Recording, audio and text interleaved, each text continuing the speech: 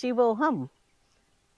आज आपण थोडं आसन आणि प्राणायाम ज्याची आपण डे टू डे लाईफमध्ये प्रॅक्टिस करतो आणि आपलं डे टू डे लाईफ अधिकाधिक आनंदी बनवण्याचा प्रयत्न करतो, त्याविषयी पतंजली काय म्हणतात ते थोडक्यात जाणून घेऊया.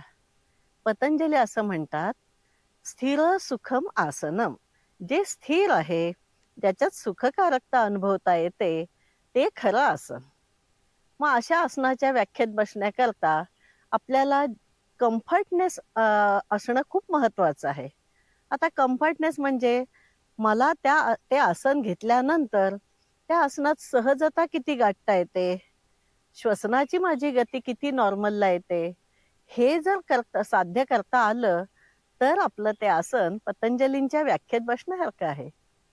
मग त्याच्या पुढे जाऊन पतंजली म्हणतात, प्रयत्न शैथिल्य अनंत समापत्ती.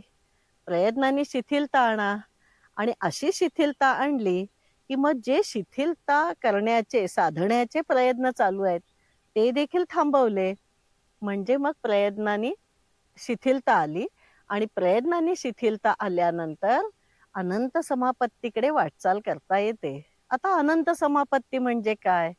तर अनंत समापत्ती म्हणजे या इन्फिनिटीशी एकरूप होणं, त्या इन्फिनिटीत मर्ज होणं, म्हणजे खऱ्या अर्थाने अनंत समापत्ती आहे. माझं अस्तित्व ह्या संबंध अनंत विश्वात विरघळून जाणं म्हणजे अनंत समापत्ती आहे. आणि अशा प्रकारे जर आसनं केली आपण तर त्याचे खरे फायदे पतंजलींनी जे सांगितलेले आहेत ते म्हणजे ततो द्वंद्वा नभिघातः, म्हणजे द्वंद्वांचे आघातच नष्ट होऊन जातात. आपण जगात अनेक द्वंद्वात अडकलेलो असतो.